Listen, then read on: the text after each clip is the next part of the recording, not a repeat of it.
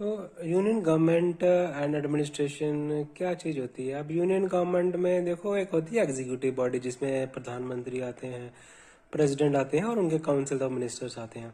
President जो है वो नॉमिनल हेड होता है, जो प्राइम मिनिस्टर जो है वो एग्जीक्यूटिव हेड होते हैं गवर्नमेंट के, और काउंसिल ऑफ मिनिस्टर्स जो है वो पीएम जो है वो एक्ट करते हैं on the advice of the council of minister.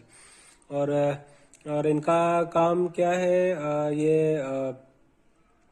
Executive जो है अथॉरिटी, ये मेन बॉडी होती है। ये कोई भी बिल इंट्रोड्यूस करते हैं, गवर्नमेंट रन करते हैं, ये इन्हीं के हाथ में कंट्री होती है, यही कंट्री को चलाते हैं।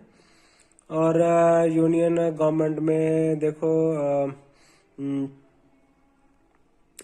गवर्नमेंट क्या करती है? देखो, बजट पेश करती है फाइनेंस मिनिस्टर सेंटर में, और पार्लियामेंट में उसकी डिस्कशन होती है। उसके बाद फिर बजट का अप्रूवल मिलता है, और फिर उसके बाद जो ग्रांट्स हैं वो स्टेट्स को दी जाती हैं। ठीक है, बजट की ग्रांट स्टेट्स को दी जाती हैं।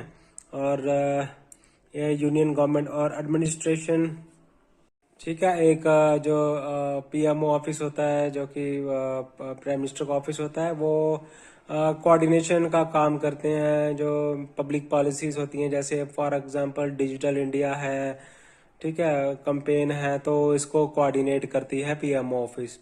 और ये बाकी स्टेट गवर्नमेंट के साथ भी कोऑर्डिनेट करते हैं। डिफरेंट ये सुप्रीम कोर्ट के साथ भी कोऑर्डिनेट करते हैं। अब आता है लेजिस्लेटिव बॉडी में, आता है लोकसभा एंड राज्यसभा आता है। ये लेजिस्लेटिव, ये लॉज बनाती हैं और उनके ऊपर चर्चाएं होती हैं। लॉज अप्रूव किए जाते हैं।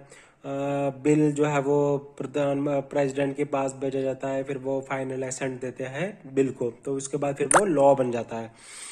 ठीक है, तो ये आ गया। पार्लियामेंट इस तरह से वर्क करता है और यूनियन एग्जीक्यूटिव इस तरह से वर्क करती है।